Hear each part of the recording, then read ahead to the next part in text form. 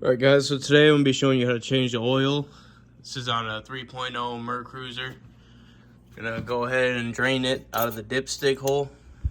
The drain plug on this motor is all the way down here at the bottom. It's gonna make a mess down there. If you can find an easy way to do it from the bottom without making a mess, go ahead. Just this is the way we've always changed the oil on here. So let's get into it. So this will work for any type of boat, but obviously this is a 3.0 Mercruiser motor.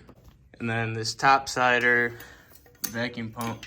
Basically, we're just gonna slide this down where the dipstick goes, pump it up a bunch of times, let it just vacuum itself out. Basically, you're gonna line your hose up with your dipstick, so you don't wanna go super far down right away. You don't want it to get all coiled up and everything. And you're just gonna slide her right on into the hole. And then give her an extra little push. So you're gonna make sure you're clamped nice and tight with it. Then go ahead and pump this thing about 30 to 40 times. And then you'll release that and it'll just suck all the oil right out. Then once you're all pumped up, you can go ahead and let go of your release. It'll start sucking the oil out. And then once you get to the filter, it's pretty simple. Just oil filter wrench. Put a little container underneath to try to contain it. So obviously you're gonna get a little bit that drips out. Now this process will take a minute, so you just gotta give it time. If you're not sure, you can flash a light through here and you'll see that your oil's still flowing. And also, if you feel like it's slowing down too much for you, go ahead and crimp it, pump it up a couple more times, and then let off. It'll start flowing a little faster again.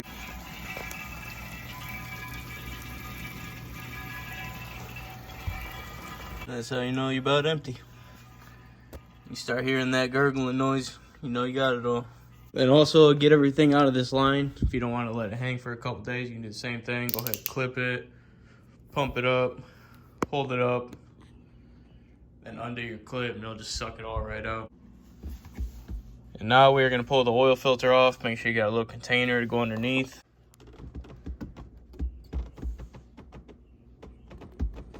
Then with your filter off, you obviously want to wipe down your whole area. Make sure everything's cleaned up real good. Now that you got your new filter on, you want to slowly pull out your container that you caught all your excess with. Make sure you wipe everything down so you don't got any excess oil anywhere. Move your fill plug, obviously. Fill it up. Check your dipstick. Start up your motor, let it run for a little bit, and then check it again. Just to be safe, because you don't want any problems once you get out in the water. I'm going to go ahead and pull the dipstick. Let it settle for a minute. Reading right at the full mark. So now you want to go ahead and start this thing up, let it run for a minute, kill it, and then double check your dipstick. So I hope this video helped you guys out at all. Go ahead, like, comment, subscribe. It's a pretty simple process. It's the easiest way to do it right there without making a mess or anything. The next video, I'm going to be changing out the gear fluid in this rear end on an Alpha 1. It's pretty much the same for all of them, so go ahead, check that one out if you guys are going to be doing that. You should be doing it every season. Let's make sure your seals and everything are good in there too, so check out the channel.